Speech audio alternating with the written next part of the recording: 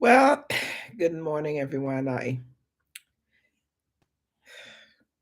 really had planned to get on earlier, but we rehearse on Tuesdays and Thursdays.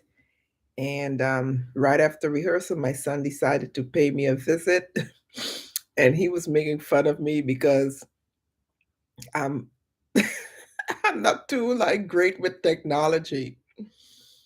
I think I told you the other day that I have a digital notebook which I had for like 2 years, but he reminded me I had it longer for than 2 years. He said I had it for like 10 years. He actually told me to I should stop buying stuff. Yeah, because he said the digital notebooks that they have nowadays are more, user friendly. Because the one I have is a little complicated. I'm trying to figure out how to use it. So he was kind of like reading me the riot act about, buying stuff and not using it. And I also had bought something called Dragon something. And he said, Mom, you know how long you had that thing? Some dragon something. Let me see if I get the box. He said I can't even use it now because it's old. Let me see. Hold on. Let me get the box.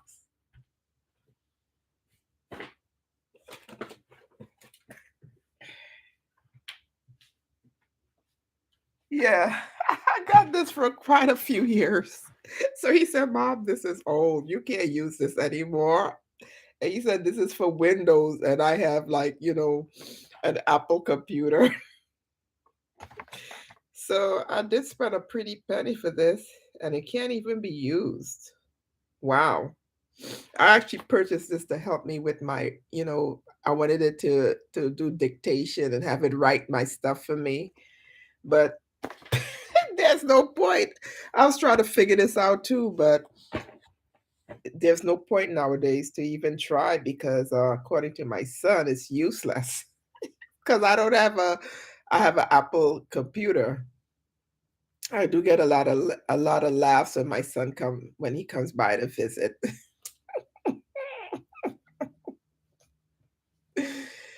Yeah, I get a lot of laughs with that one. But yeah, we love our children, don't we? They when you get older, it's not easy. And I think, like they think they're not gonna get older. Everyone gets older. I mean, did I think I would be my age at this point? We all think that we're gonna be like younger forever. I'm still young, don't get me wrong, but we all think that we're gonna be younger forever. But we all hit that later age in life. Yeah, yeah, it's always a pleasant thing to see my son. Anyway, so I just hopped on, just to chat with you. And we were talking yesterday. I read a poem in different draft forms for you, and assonance actually, in different forms of editing. And I just did another editing of the poem I wrote and shared with you yesterday. So I'm going to read it to you. But I want to share something with you,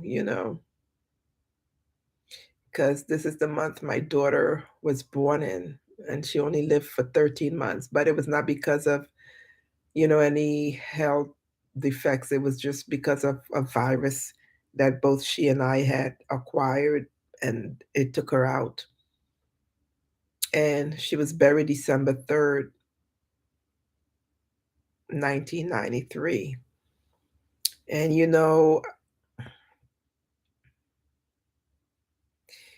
I remember it was on Thanksgiving of that year in 1993 when I was in the subway.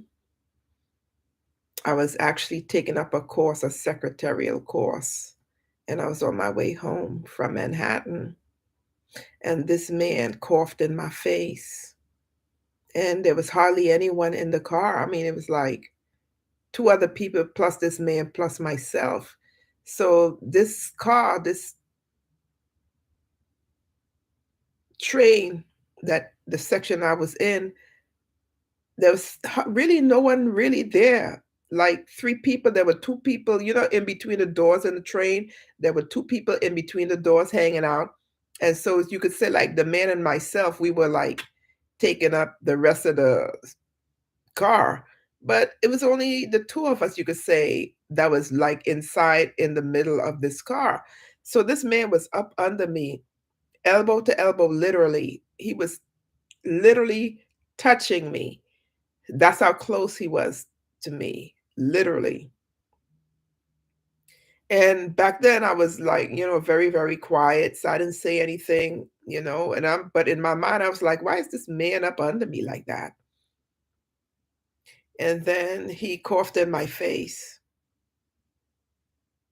And I don't remember what happened after that. If I don't really remember much after he coughed in my face, to be honest with you, what happened on that train. I don't remember when I got off. It's kind of vague. So this was around Thanksgiving in that year, 1993. And I remember, on Thanksgiving, because I love my, you know, pone. That's a Trinidadian thing. I love my pone and my sweet bread and the way my mom, made it. And then she would make the macaroni pie the way I love it and stuff like that. So I remember going over to her house, and when I was there, I had no appetite. You know, I didn't wanna eat anything because I literally had no appetite, and my mom is like, "What's wrong with you?" 'Cause normally I would just eat because Thanksgiving meal at my mom. Yeah, but this time around, I was not interested. I had no appetite at all. So I went home. And then the following day, I woke up with a tremendous headache. My head was just pounding, pounding, pounding, pounding, pounding, like a hammer, like someone took a hammer or some sort of drill and they were drilling into my brain. It was like a very strange headache that didn't seem to want to go away. And then I called my mother to tell her that I had this terrible headache. And she told me, "Oh, you'll be all right. Just take Motrin and it'll go away and you'll be all right." So I listened to her and I was just laying there and it was like crazy. I was seeing in triplicate, like I would see 3 of everything and I couldn't really even walk. Walking was difficult. I'm like, it was the worst. And then I heard a small little voice saying in my heart, "Call 911." So I called 911 and 911 came. And, my ex-husband, we were not married at the time.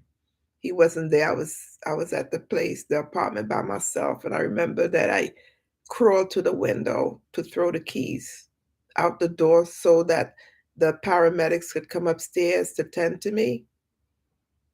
And it was crazy because I couldn't even walk. So if that was, I don't know what that was in that moment, I didn't know what was going on. So I like crawled and crawled to the window to throw the keys out.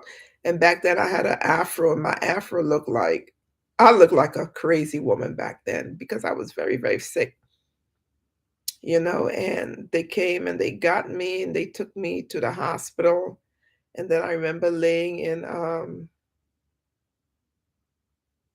the emergency room. It felt like I was there for like forever. And I was so thirsty. My throat was dry. I was so thirsty, thirsty, thirsty, thirsty. And I remember thinking, oh my God, it's like I was in the desert because my throat was so dry. And eventually um, I don't really remember much. And I remember like I was in another room and people were coming in wearing masks and, you know, they were covered up in I guess, I was in a place called isolation, and they said everybody who was in contact with me needs to see the doctor right away to get antibiotics. And so apparently they took my daughter to the hospital and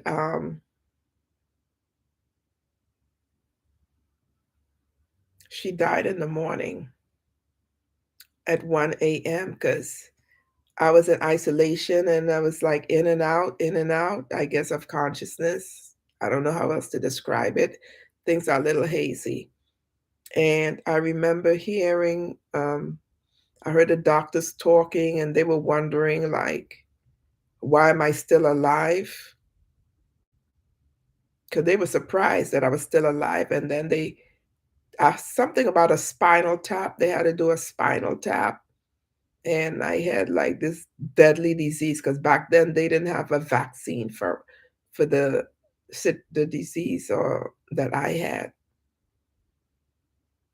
They didn't have a vaccine for it back then. And I heard them talking. I think they thought I was asleep, but I heard maybe I was, I don't know. But I heard them talking like, wow, they're surprised that she's still alive. Why, how is she still alive? And blah, blah. So I'm here today, a miracle. It's a miracle that I'm still here. And I remember waking up around 1 in the morning, and then there was a big clock in front of the bed, and I looked up and the clock was there. And I could see the hands going around on the clock. And then at 1 a.m. in the morning, I saw my daughter right where the clock was, where I was looking at. She appeared right there in a dress that I loved, my daughter. And then it's like I reached for her, but the clock was far away. How could I reach her from the bed where I was laying down? And then, like, as when I reached for her in that moment, she vanished. And then, and then my boyfriend at the moment, well, he was my boyfriend at the time, my daughter's dad, who I eventually married. Um, he and his mother came by, and his mother told him that that he has to tell me what happened, that he has to tell me what happened. And I found out that my daughter was gone, but I didn't believe them. I didn't believe them that my daughter had died. I did not believe them. I didn't believe them. I was thinking like this whole hospitalization and everything was one big nightmare, one big dream, and that I was going to wake up. And I remember when I finally got out and I went looking for my daughter because I expected her to be home, and she wasn't there.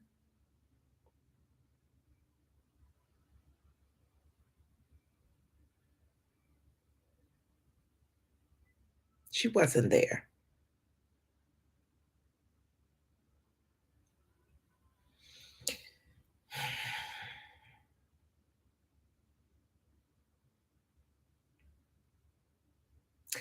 And after that, I didn't want to have any children after my daughter died. I didn't want to have any more kids after she died because it was like part of me died with her.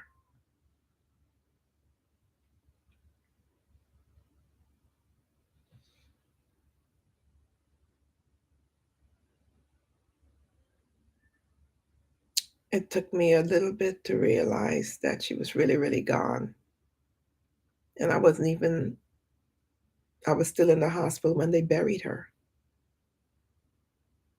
I was still in the hospital when they buried my daughter. Her name was Jasmine, and I was still in the hospital when they buried her. Um,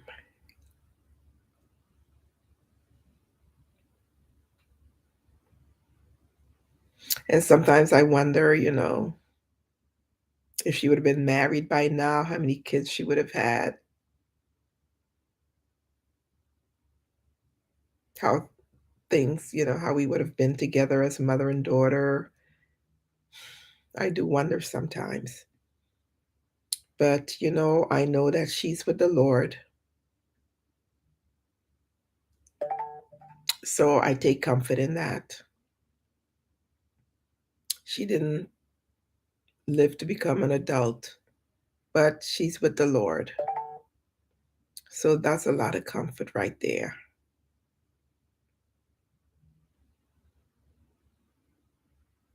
And you want to hear something interesting? Months before she died, I was wide awake and I saw her laying on the bed, dead. The bed that was in the bedroom, I saw her laying on the bed, dead. And when I looked at her body had spots on her. And those are the same type of spots that disease cause in people.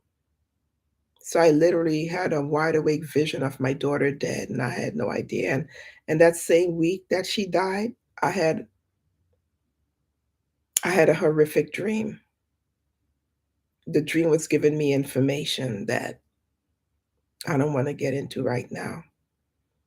But people, I learned as I went through and as I continue on in this life that we are spiritual beings in a physical body, and that there are really, really evil people out there.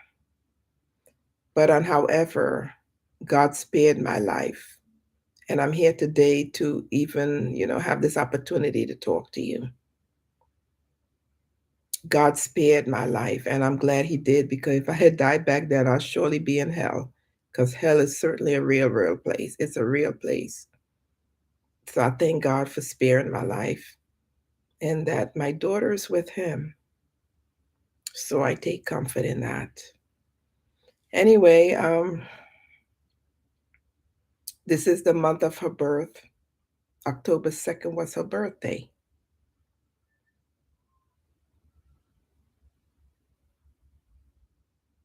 And then,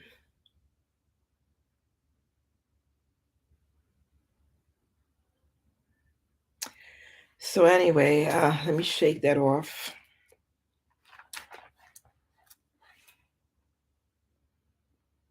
I edited the poem that I read to you yesterday. So remember, I told you yesterday, as a writer, we edit and edit and edit, and certain things in the poem changes. It becomes tighter, and when we use assonance, matter of fact, hip hop music uses a lot of assonance. And assonance is really good for mood, is good for conveying rhythm. They use it for, the hip hop genre, they use it for rhythm. And it also conveys mood. It also emphasizes words that the writer wants to be emphasized. So, like all the other literary devices, it creates, vivid, it creates a great presence, and it makes the word or words, out of the ordinary, and it, makes it interesting rather than it being boring. So anyway, let me share this. I think this is my third edit. Anyway, the tired wind fought my mind with tenacity, bought with alacrity. Drought thoughts never ceasing but decreasing in intensity into perpetuity. All right. So by the time I edit this again, and if I do edit it again, it'll most likely be a little different from what it is today. But I did make some changes in this poem. Right. So I just hopped on for a little bit. Yeah. Honestly, during rehearsal, I told one of the other folks that I'll see them on Saturday, right? And then after he was gone a little bit, I realized that it's only Tuesday. And I'm like, "Oh my gosh, why am I thinking it's Thursday and it's only Tuesday, guys?" Anyway, it's been a pleasure talking to you, and I will be seeing you when I see you. The best is yet to come. Be of good courage. Bye-bye. Oh, don't forget to like, subscribe, and share. Like, subscribe, and share. I think I said it correctly, right, guys? Like, subscribe, and share. Oh, and ring the bell for notifications.